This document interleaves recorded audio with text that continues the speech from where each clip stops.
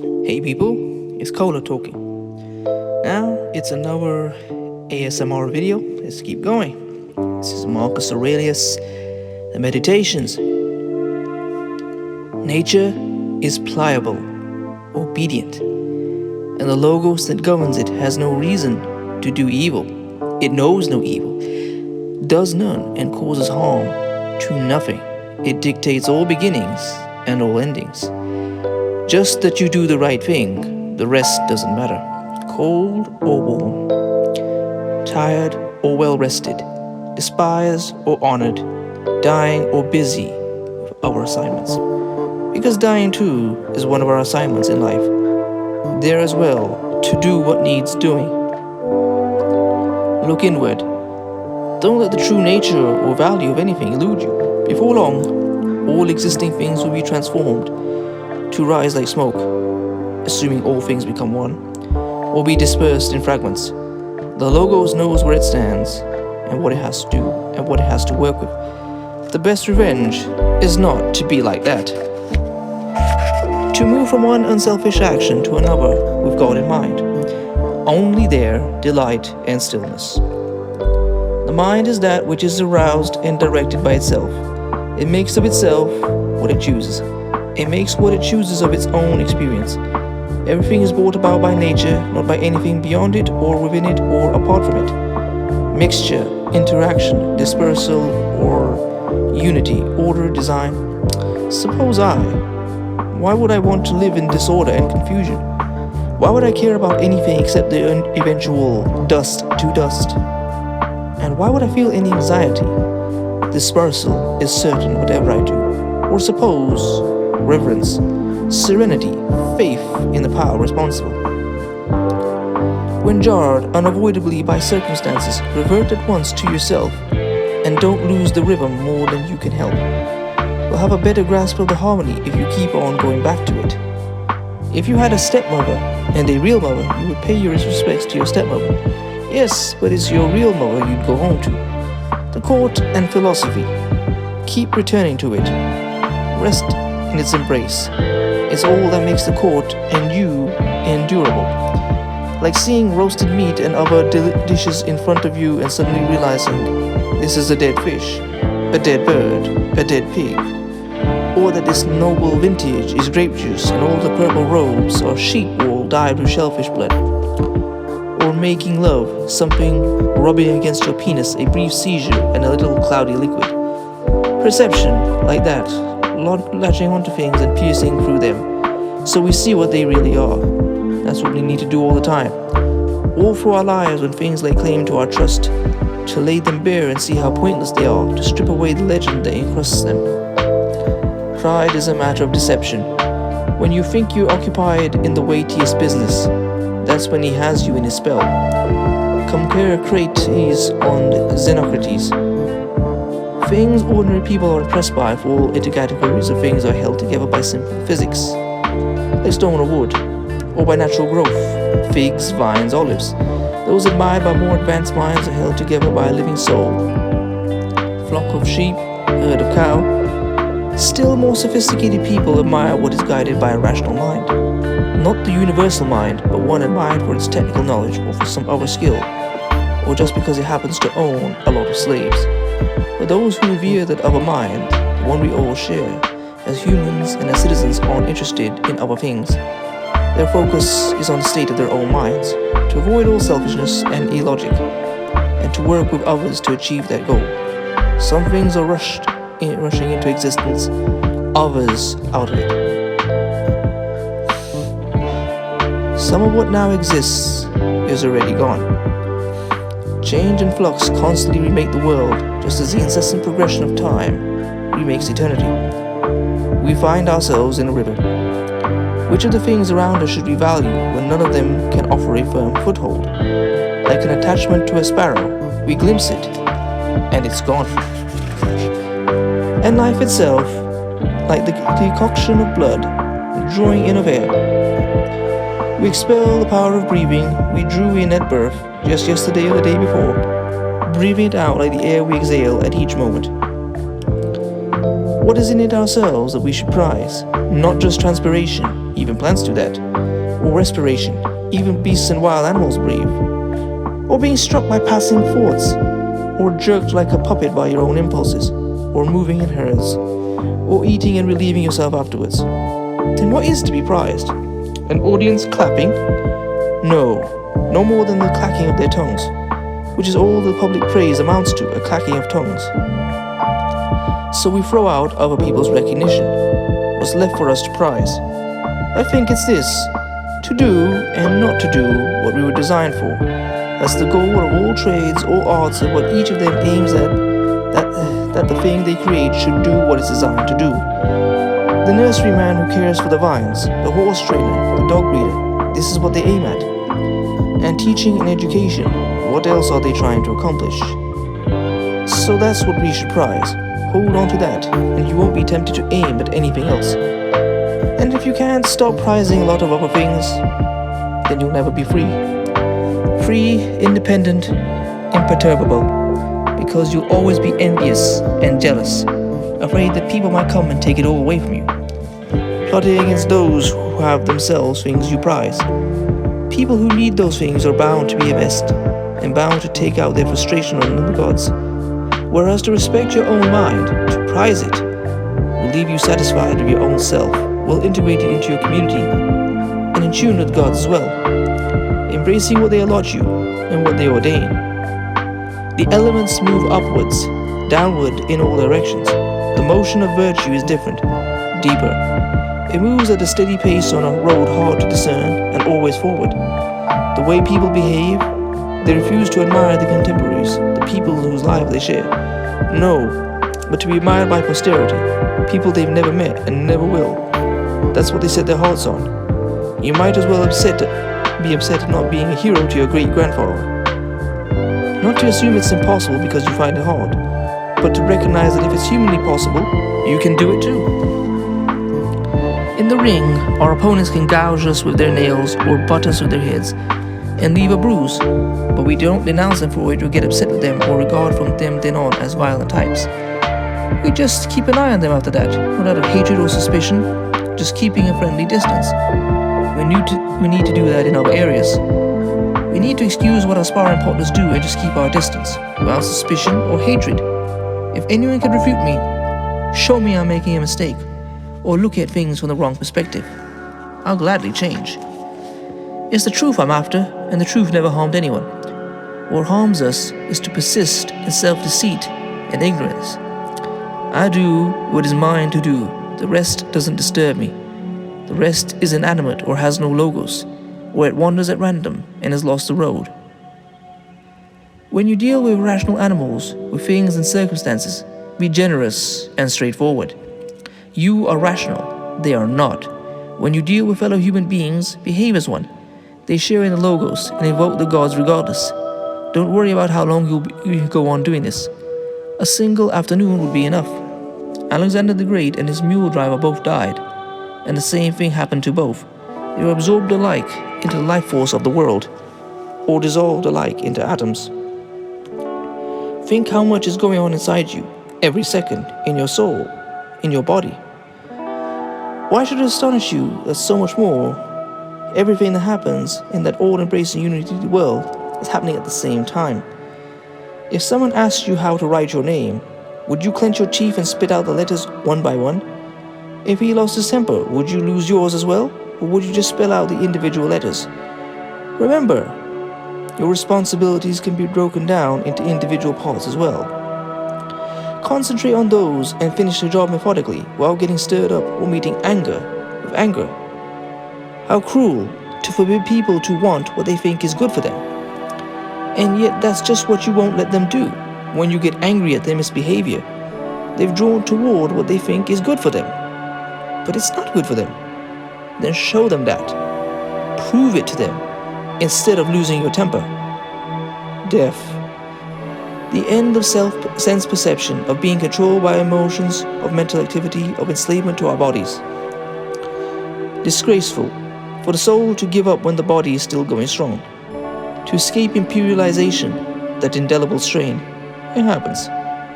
Make sure you remain straightforward, upright, reverent, serious, unadorned, an ally of justice, pious, kind, affectionate, and doing your duty with will. Fight to be the person philosophy tried to make you. Revere the gods, watch over human beings. Our lives are short. The only rewards of our existence here are an unstained character and unselfish acts. Take Antoninus as your model always. His energy in doing what was rational, his steadiness in any situation, his sense of reverence, his calm expression, his gentleness, his modesty, his eagerness to grasp things, and how he never let things go before he was sure he had examined them thoroughly, understood them perfectly, the way he put up with unfair criticism without returning it, how he couldn't be hurried, how he wouldn't listen to informers, how reliable he was as a judge of character and of actions, not prone to backstabbing or cowardice or jealousy, or empty rhetoric, content with the basics, in living quarters, bedding, clothes, food, servants, how hard he worked, how much he put up with, his ability to work straight through till dusk. Because of his simple diet, he didn't even need to relieve himself except at set times. His constancy and reliability as a friend, his tolerance of people who openly questioned his views, and his delight at seeing his ideas improved upon, is that piety, without a trace of superstition, so that when your time comes, your conscience will be as clear as his. Awaken, return to yourself, now no longer asleep, knowing they were only dreams. Clear-headed again, treat everything around you as a dream. I am composed of a body and a soul. Things that happen to the body are meaningless. It cannot discriminate among them. Nothing has meaning to my mind except its own actions, which are within its own control. And it's only the immediate ones that matter. Its past and future actions, too, are meaningless. It's normal to feel pain in your hands and feet, if you're using your feet as feet and your hand as hands. And for a human being to feel stress is normal, if he's living a normal human life. If it's normal, how can it be bad? Thieves, perverts, parasites, dictators, and the kinds of pleasures they enjoy. Have you noticed how professionals will meet the man on the street halfway, without compromising the logos of their trade? Should we as humans feel less responsibility to our logos than builders or pharmacists do? Our logos we share with the divine? Asia and Europe, distant recesses of the universe, the ocean, a drop of water, Mount Athos, a molehill, the present, a split second in eternity, minuscule, transitory, insignificant. Everything derives from it, that universal mind, either as effect or consequence. The lion's jaw, the poisonous substances, and every harmful thing from thorns to mud are byproducts of the good and beautiful. So don't look at them as alien to what you revere, but focus on the source that all things spring from. If you've seen the present, then you've seen everything, as it's been since the beginning, as it will be forever. The same substance, the same form, all of it. Keep reminding yourself of the way things are connected, of their relatedness. All things are implicated in one another and in sympathy with each other. This event is the consequence of some other one. Things push and pull on each other and breathe together and are one. The things ordained for you, teach yourself to be at one with those, and people who share them with you, treat them with love, with real love. Implements, tools, equipment, if they do what designed for, then they work, even if the person who designed them is miles away. But with naturally occurring things, the force to design them is present within them and remains there, which is why we owe it special reverence, with the recognition that if you live and act as it dictates, then everything in you is intelligently ordered just as everything in the world is. You take things you don't control and define them as good or bad. And so, of course, when the bad things happen, or the good ones don't, you blame the gods and feel hatred for the people responsible, or those you decide to make responsible. Much of our bad behavior stems from trying to apply those criteria. If we limit good and bad to our own actions, we'd have no call to challenge God or to treat other people as enemies. All of us are working on the same project, some consciously, with understanding, some without knowing it. I think this is what Heraclitus meant when he said, "Those who sleep are also hard at work," that they too collaborate in what happens. Some of us work in one way, and some in others. And those who complain and try to obstruct and thwart things, they help as much as anyone. The world needs them as well, so make up your mind who you will choose to work with. The force that directs all things will make good use of you regardless. Will put you on its payroll and set you to work, but make sure it's not the job Chrysippus speaks of, the bad line in the play put there for laughs. Does the sun try to do the rain's work, or Asclepius Demeter's? And what about each of the stars? Different, yet working in common. If the gods have made decisions about me and the things that happen to me, then they were good decisions. It's hard to picture a god who makes bad ones. And why would they expend their energies on causing me harm?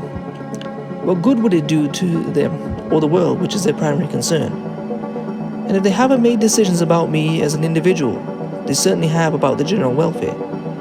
And anything that follows from that is something I have to welcome and embrace. And if they make no decisions about anything, and it's blasphemous even to think so, because if so, then let's stop sacrificing, praying, swearing oaths, and doing all the other things we do, believing the whole time the gods are right here with us if they decide nothing about our lives. Well, I can still make decisions, can still consider what it's to my benefit to do. And what benefits anyone is to do what his own nature requires, and mine is rational and civic. My city and state are Rome, as Antoninus, but as a human being, the world. So for me, good can only mean what's good for both communities. Whatever happens to you is for the good of the world. That will be enough right there. But if you look closely, you'll generally notice something else as well. Whatever happens to a single person is for the good of others. Good in the ordinary sense, as the world defines it. Just as the arena and others speculate weary you've seen them all before, and the repetition grates on your nerves, so too with life. The same thing, the same causes on all sides. How much longer? Keep this constantly in mind, that all sorts of people have died, all professions, all nationalities. Follow the thought all the way down to Philiston, Phoebus, and Oregonion, now extended to other species. We have to go there too, where all of them have already gone, the eloquent and the wise. Heraclitus, Pythagoras, Socrates, the heroes of all, the soldiers and kings who followed them. Euxodus, Hipparchus, Archimedes, the smart, the generous, the hardworking, the cunning, the selfish, and even Menippus and his cohorts who laughed at the whole brief, fragile business. All underground for a long time now. And what harm does it do them? Or the others either, the ones whose names we don't even know? The only thing that isn't worthless, to live this life out truthfully and rightly, and be patient with those who don't.